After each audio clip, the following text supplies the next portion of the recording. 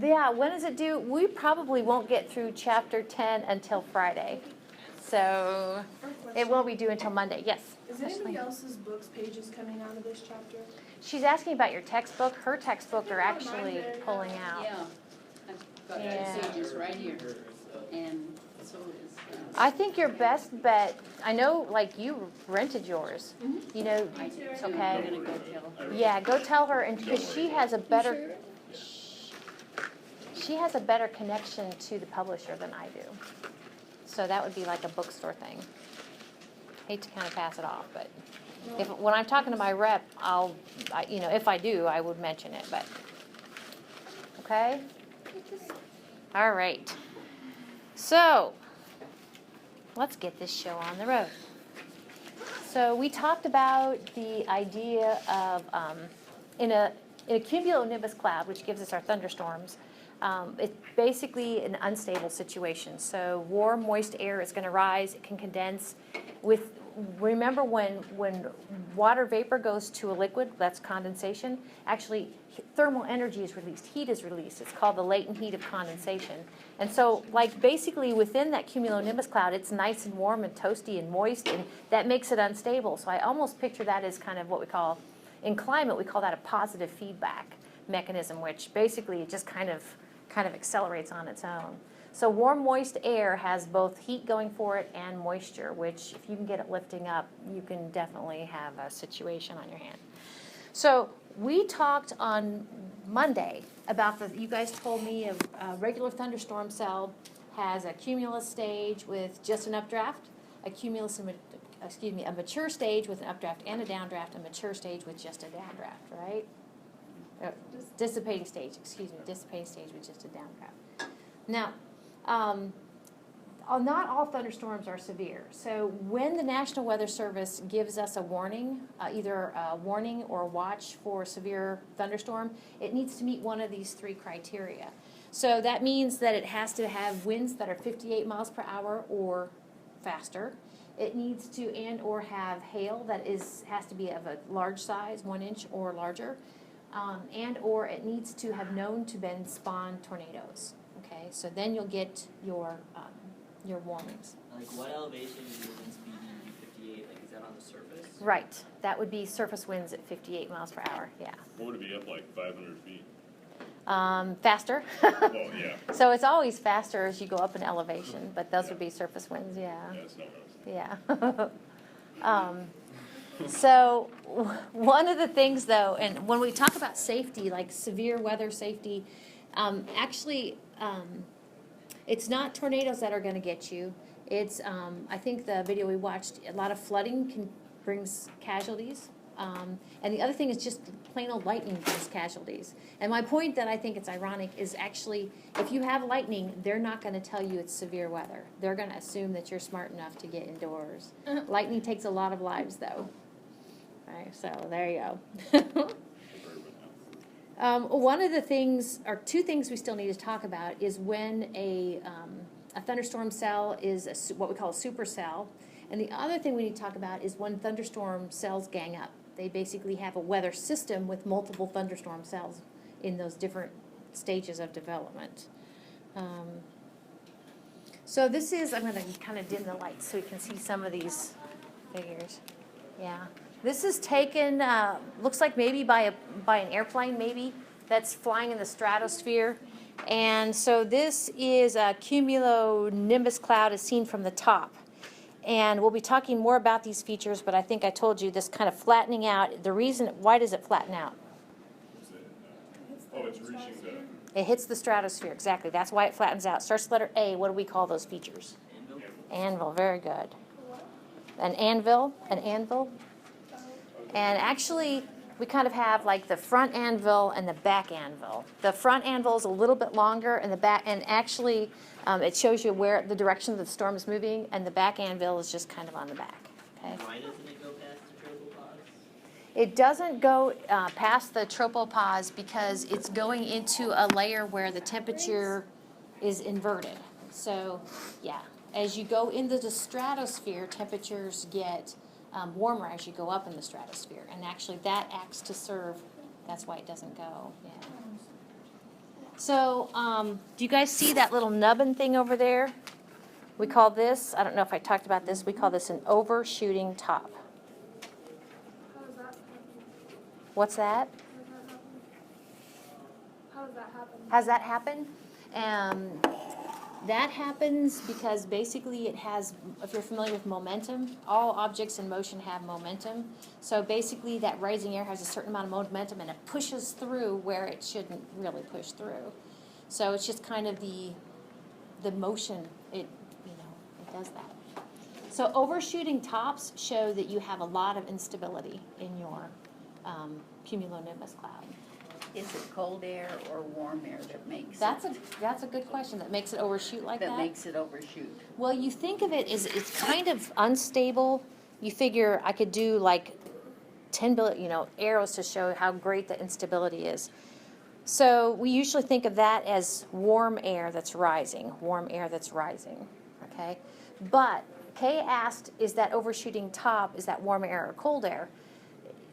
Soon I'm going to actually show you that one way we can diagnose that instability is to look for these very cold overshooting tops. So I will say by the time it gets up there, it is very chilly. And it's very cold.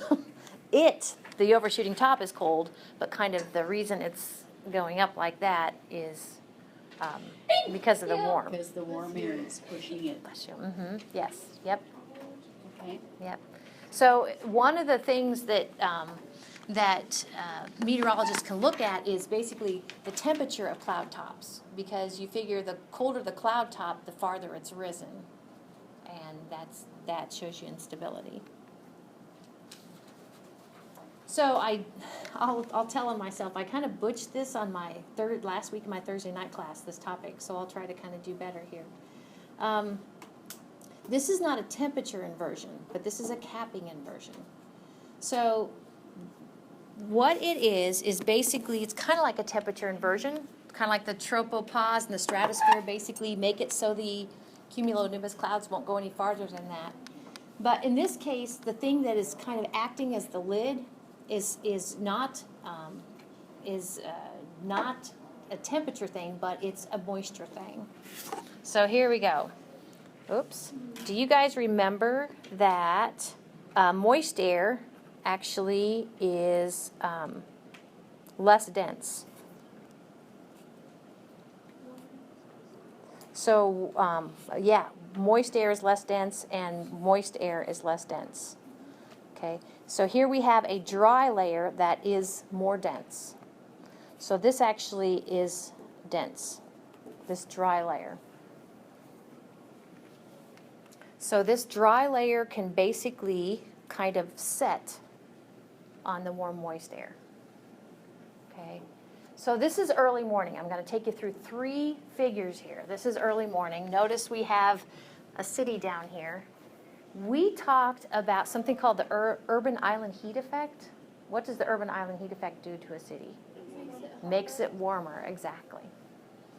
So here we go. That's early morning. Okay, this is midday. And if you kind of compare the two, the pink is getting bigger. Because basically we kind of have the urban island heat effect, kind of that it's warmer and it's more unstable, less stable, more unstable. Okay, so again, it's got that cap there, which kind of prevents it from going all the way. So what can happen then is basically that the urban island heat effect, or for whatever reason, this warm, moist air basically gets enough momentum, is unstable enough to punch through the cap that's over top of it. Okay, so when it punches through, and it's kind of, to me, like those overshooting tops, it just kind of punches through. But actually, in this case, unlike the overshooting top, that it doesn't have any far where to go. Once it gets past that cap, it's ready to go all the way. Okay, so these would be kind of one way that you can get kind of these, a lot of what we call vertical development, these cumulonimbus thunderstorm clouds develop kind of quickly. All right, capping inversion. So after that happens, is it then like cool and dry? Yes. So this would be the cumulus stage, right? Because it's all updraft, a mature would need a downdraft, right? So I don't even have, your author probably should have done one more figure to kind of show it in its mature stage. So we can get the moisture rising and condensing and the cloud droplets getting large enough to go ahead and precipitate. So we have a downdraft. Once you have an updraft and a downdraft, you can get, I think of it almost as a friction thing. You can get actually separation of charge that gives you your lightning, okay? So, and it will rain. But do you see where this is kind of an isolated sort of deal? Once it rains itself out, this is kind of an isolated sort of thunderstorm. So, yep, okay. So what makes a normal thunderstorm cell into a severe thunderstorm cell? Well, one of them is actually, and this is, you guys said 58 miles per hour. Is it 58 miles per hour at the ground, or is it 58 miles per hour aloft? And it's, of course, it's 58 miles per hour at the ground. But we have these kind of two options with the wind at upper elevations. So I'm going to kind of draw the two options. Okay, I'm going to call this one normal. Normal. And so these arrows kind of show you how fast the wind is blowing as you go up in elevation. So normally what we've talked about, and I like to think of it as related to friction, but you could also think of it as related to pressure gradient force. The winds get higher as you go up in elevation. That's normal. Now, there's this thing called wind shear, and I don't know much about flying or airplanes, but I know that wind shear is an issue when you're flying your airplane. You can use it to your advantage, you can use it to your disadvantage. All wind shear means is basically you have wind that is one of two things. Either it's changing speed, and actually we have a little bit of wind shear normally there, or the wind is changing direction. So the wind could be rotating, like this layer it's going this way, the next layer is going this way, the next layer is going this way. The wind could be rotating or spiraling, and that's a type of wind shear too. It'd be bad to fly into. Yes, it would be bad to fly into. Tornadoes are one big wind shear event. So that's normal. We have normal wind shear. Now this is unusually great amount of wind shear. So here I'm going to go ahead and I'll put lots of wind shear.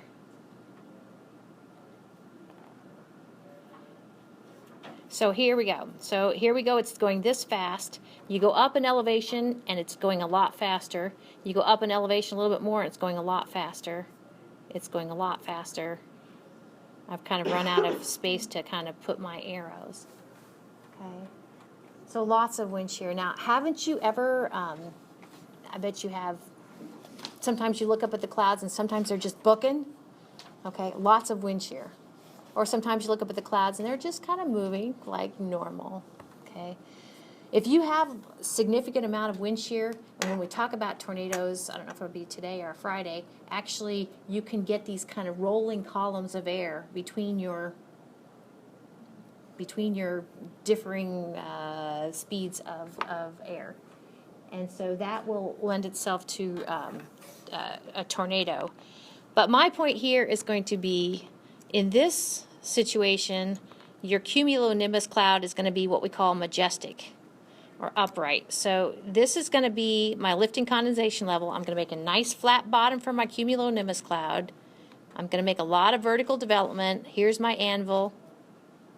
Okay, here's my back anvil. Okay, this is what we call upright or majestic. Does it look upright or majestic? Cumulonimbus clouds that look like this are tilted. So here's my lifting condensation level. Now here I'm going to show it kind of tilting in the direction of the wind. Here's my anvil over here. I could have an overshooting top. Here's my back. Well, I didn't have a back anvil. So this is tilted. And this will hopefully make sense a little bit more in a minute. But if it is tilted, I already told you, it can actually bring tornadoes. Yep. The other thing tilted, this wind shear creating this tilted cumulonimbus cloud does is it, let's see where it goes. It will, how do I say this? The updraft, I'm going to go ahead and put an updraft here on the front part. And the downdraft, I'm going to put a downdraft on the back part. It allows the updraft and the downdraft to stay apart from one another. And honestly, when the downdraft starts interfering with the updraft, that's when a cell is almost done. So these tilted cumulonimbus clouds can last for a long time. So long lasting. How's that? That's what I mean to say. All right. So, some features of a, what stage is the thunderstorm here? This would be Mature. I'm liking it, yep, because we have an updraft and a downdraft. So, I'm not saying for sure on your unit exam you're going to have a figure like this, but you might, something kind of like this, or ask you some questions, some features of a thunderstorm cell. So here we have the anvil, we have our overshooting top. Okay, we have our updraft is red, our downdraft is blue. And evidently you have a homework question if you want to put, well, I don't know if this will help you, but actually if you put homework on this slide, you have a homework question that says, why are your downdrafts cold? And that actually goes back to, remember I said when you have a precipitation, the rain evaporates. Some of the falling rain evaporates, and as anything evaporates, including falling rain, that actually has a cooling effect. Rain evaporates. This is something we talked about Monday. It cools. Okay, and so actually the cooling makes your air cool, but the other thing the cooling does is that cold air is more dense, and so it actually makes it fall even faster. There are actually, I talked about inflow, I think on Monday. This idea, if you're far away from a storm and suddenly you're where you see air kind of going up into the storm, you actually are in this region right here. So right here, if you want to write inflow, you can. So inflow is feeding it there. Inflow. It's part of the updraft. Okay. The other thing, and this is kind of neat, is if you've ever been kind of watching a storm come, before the storm gets to you, you can see it's raining, and sometimes you have this cold air, kind of a burst of cold air, and that's actually called what we call the gust front. And so this blue right here, this is the gust front. If you're sitting on your porch, storm's coming towards you, and this air is created by this falling rain. Okay, this water as it comes down basically drags along with it air, and that air splashes down at the Earth's surface. Okay, and one of the directions it goes is here. So this is the gust front. So a gust front will probably be cold, moist air. Inflow will be warm, moist air. So I have a video here of showing you inflow. Sirens and tornadoes. But the other thing, I guess, before I move on, is this idea of a shelf cloud. I think the shelf cloud might be coming up. But actually, the shelf cloud it's not marked here, but it's kind of here. It's between the inflow. It's on top of the inflow. So that's the shelf cloud.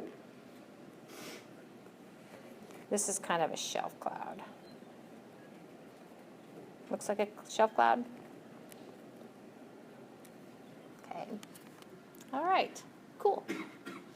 Well, kind of related to the shelf cloud, in the vicinity of the shelf cloud, is actually what we call a roll cloud, and I have a picture of it right here, right next to the airplane that you're about to board. Okay. So a roll cloud, so maybe the shelf cloud is underneath. Yeah, it looks like the shelf cloud might be between the inflow and the gust front. But you can see where this little roll, it's like a hot dog. This little roll of cloud is formed. Basically, you have outgoing air, we call part of the gust front, and then we have incoming air that's from the inflow. So, yeah. He's just sitting there by the airplane. I just don't understand people I would not be sometimes. getting on that plane. I don't know. I hate flying anyway. I wouldn't do it. So, as we talk about severe thunderstorms, keep in mind what makes it severe. We said it was the wind, or it could be the hail, or it's known to have tornadoes drop from it. That makes it severe. So supercells go through the same 3 stages we talked about, the cumulus, mature, and dissipating stage. But they are stronger, they're more unstable. Sometimes they have like more air to work with, they last longer, and supercells really probably will give you meet the criteria to make it severe weather, supercells. But remember, these are just a one cell, okay? Not multiple cells. Although it is possible to have supercells kind of gang up. So you have a big old storm system with more than one thunderstorm cell, and those thunderstorm cells are supercells. Like, oh, that can't be good. So on the next diagram, one of the things that you're going to see that's different between a supercell versus a normal thunderstorm cell is this thing called a mesocyclone. So cyclone, you think of low, right? Cyclones around the low pressure. And meso meaning kind of middle scale. So it's not just it's not a little tiny tornado. It's something bigger than a tornado. But for a mesocyclone, which is rotation within the cloud, that's where you can get your tornado to drop down from. So here we go. This is actually the mature stage of a supercell. So it looks a little busier than we looked at before, but it has some very similar things.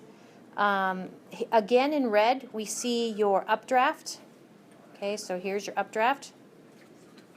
Okay, but notice when you see a little twisty thing in your updraft. So, and I kind of try to make the sound from Jaws, do, do, do, do, do. So, to me, you kind of have that, whoa, that big kind of monster churning inside of your supercell we call mesocyclone. And it should be churning cyclonic, which means counterclockwise in the northern hemisphere. So it means a tornado in the southern hemisphere would be clockwise. Right, exactly. Yep, exactly. Okay. So that mesocyclone, the thing is, and they tell you this in spotter training, it's that the updraft and the downdraft wrap around each other. Okay, and that makes the physics very interesting in supercells. So if you find the downdraft, it is blue again, but notice that you have it's a confused little supercell. They all are. You have the updraft and you have the downdraft kind of in the vicinity of each other. So what else do we have that's the same? You have your gust front. Gust front would be associated with the downdraft, kind of the air splashing and going ahead. Of course, you have your anvil. You have your front anvil. This is your back anvil, your overshooting tops. Okay, so the other day, Cassidy mentioned a wall cloud. And of course, you see the tornado that is associated with basically your mesocyclone. Your hint that your mesocyclone is going to dip down and drop a vortex, a tornado vortex, is if you see a wall cloud. This isn't a very good example, but can you kind of see a little bit of a break there? That's supposed to be like just a little chunk, almost a little piece of a cylinder that comes down from the base of the cloud. So when you see a wall cloud, is it all the way across the sky, or? Nope, a wall cloud is pretty localized depending upon the tornado it's going to drop. That was a good example. Yeah. And I was going to see, you've got Do some. you want to get on YouTube real quick and find it? We'll talk after lecture, because if you have an Apple phone, I think you can project up here. So we'll work on that. She's got some good videos. Okay, so it's definitely got this rotation inside. Now, the other thing about a tornado in the wall cloud, so that little purple arrow, I know it's hard for you to see, and maybe we'll look at try to find some good examples I'll put wall cloud question mark. Not all tornadoes have wall clouds that they drop down from. But the other thing is your wall cloud will be going kind of like what your mesocyclone is, maybe a little faster, less like Jaws. Okay. So, but it will be, your wall cloud will be rotating. And at spotter training, they tell you to look for rotation in that wall cloud because there's this, clouds can pretend to be wall clouds and they aren't. So if you can kind of see that rotation, look for the little thingy to drop down. That little thingy being a tornado. They're So. saying, It's a funnel cloud, isn't it? A funnel cloud is the tornado that hasn't reached the ground. Like it comes out of the sky, then like you can see it, cause like I've seen pictures of it. Yep. Yep. Yep, yep. So here we have a trio up there of supercells. And can you kind of see the three different cells and the overshooting tops? Okay. And then this is what perhaps it looked like at the ground. So yeah, they've got debris, no cows probably, but definitely debris. And as far as a wall cloud, I don't know, that's a tough one. You can almost kind of make a case for that. You'd have to kind of watch it for a while. But wall clouds are kind of in proportion to the tornado. Bless you.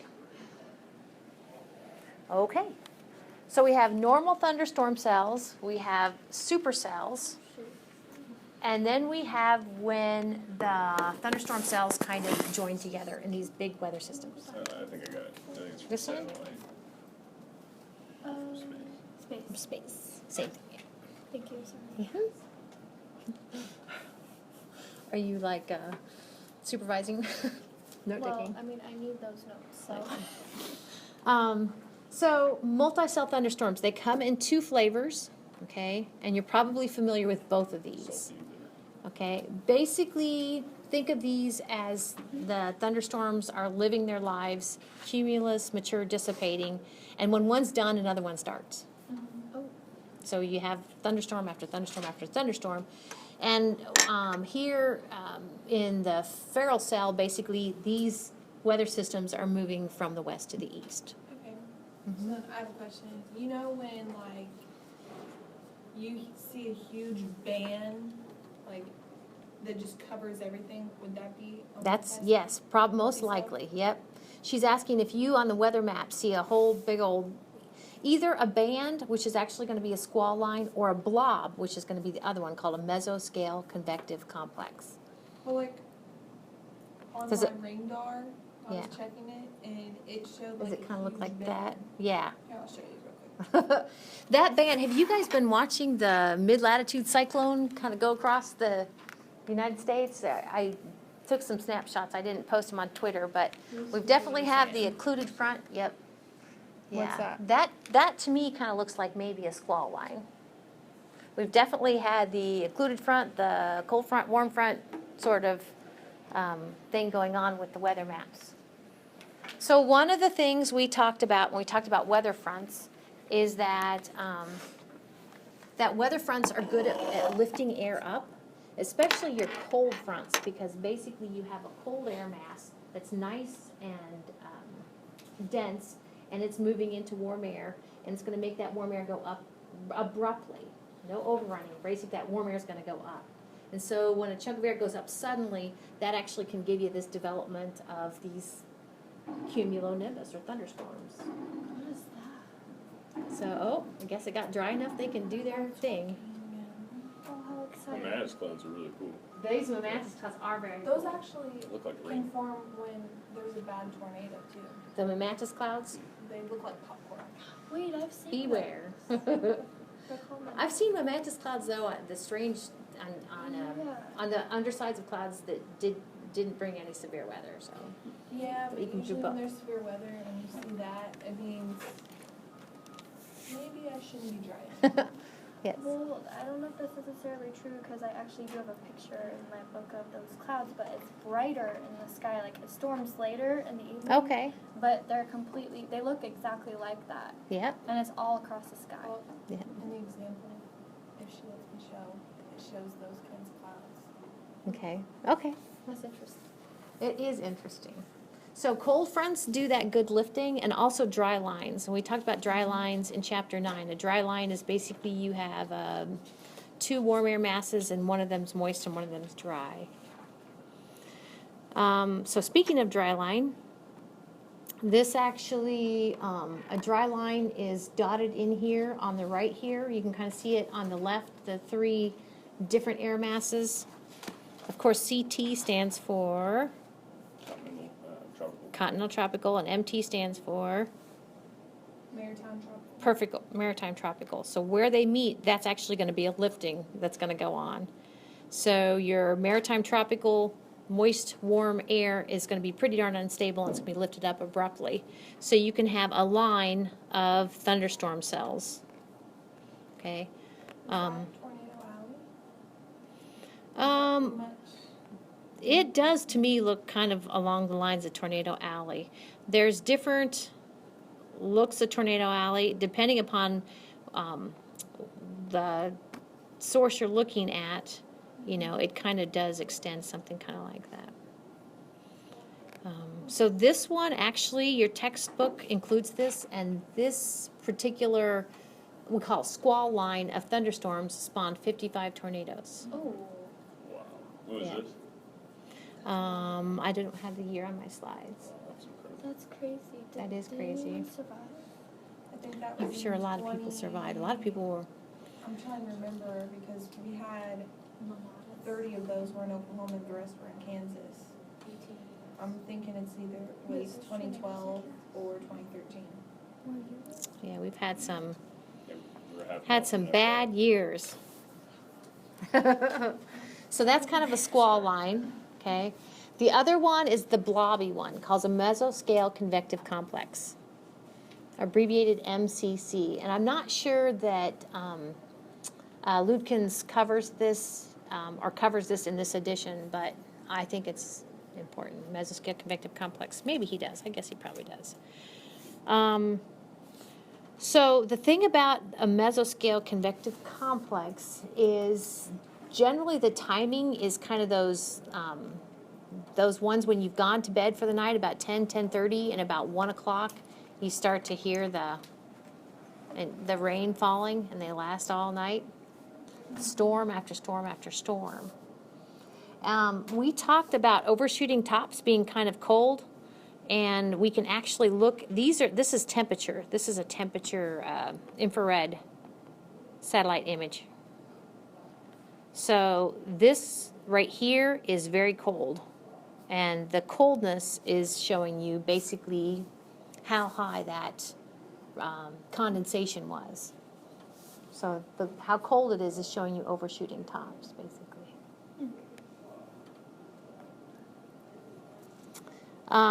So here are kind of the cells kind of huddled together. I'll go ahead and put this whole thing up here. So if you look from the top to the bottom, it kind of shows you how these multiple cells can live their lives, and actually they kind of encourage the next one to do their thing. Mm-hmm. But in order for a mesoscale convective complex to last for hours and hours and hours, it needs a good source of warm, moist air. And we talked about 2 jet streams. We talked about the subtropical jet between the Hadley and the Ferrel cell, and then the polar jet between the Ferrel and the polar cell. But there's another jet stream. It's called the nocturnal low-level jet stream that actually it can go ahead and seasonally bring in nice, warm, moist air to provide your mesoscale convective complexes with what it needs. Okay, so those were the 2 multi-cell weather systems, multi-thunderstorm cell weather systems. So now these 2, downburst and microburst, they are very similar phenomenon. One is just bigger than the other. So microburst is smaller, downburst is larger. But they're both associated with the downdraft of a mature thunderstorm.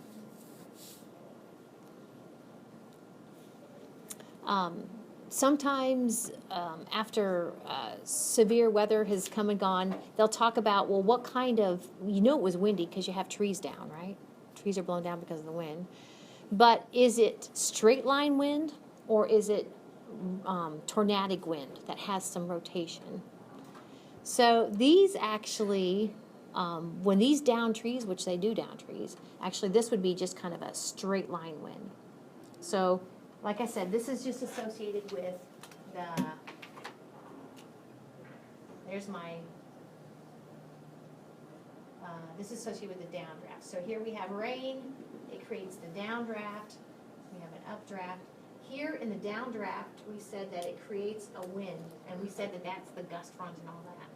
This wind right here is what creates our microbursts and our downbursts. So I guess like if it's a downburst, you'd have like concentrated damage, Right. like almost like a circle. Yep. Whereas tornadoes like a path.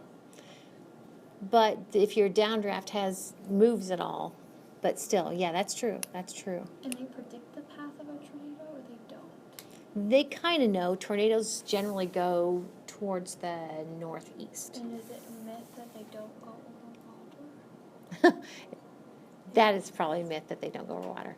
The path isn't always that way. That's what No. It seems Our like we, theory is that they follow the major highways because that's what they usually do. They follow the highways. Like they know where they're going. I think Yeah, one's either coming right up 75 or going on the turnpike. I think That's how it goes. I think terrain does have a. Yeah, terrain can kind of guide them, but that's interesting. So here's Their spontaneous. here's a downburst in action, and the reason that planes have an issue with this is they're very short-lived. Although there's been some progress made with regard to pilots and knowing when there's going to be an issue. But you try to compensate for the wind that's coming down, and if you overcompensate, once you come out of the downburst, you're in trouble. The microburst, you're in trouble. So he was caught in a downburst. What's that? Ronald Reagan. Yeah, Ronald Reagan. Yep. And so this article kind of talks about it. And I was surprised because I knew that Ronald Reagan's Air Force One, when he was president, I knew that there was a close call with microburst. And if you read the article, basically he landed just, I don't know if it was minutes before the microburst. But if you read the rest of the article, it kind of talks about how microbursts have been the reason for a lot of a lot of plane crashes. And that progress has been made, but a lot of deaths due to this unexpected kind of downdraft. So be listening for that too. So is it basically just blowing the plane down? Yep, it just kind of blows the plane down. So once it gets caught in that downdraft, it's all over. Once it gets caught in the downdraft, like I was saying, if the pilot corrects for the wind that's coming down, which would be a hard thing, then how do they know when they come out? How to stop correcting? Because if they don't stop correcting with kind of the upward thrust or whatever, then they're gonna have an issue. So, what's that? Training has, and maybe that's part of the training, is to understand what you're in when you're in it and how to handle it.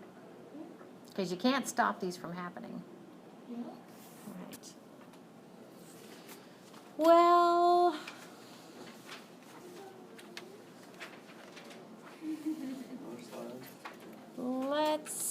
I can't decide.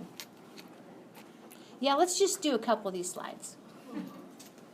Because lightning is very cool. There are, broadly speaking, two types of lightning, and they are 80 and 20%.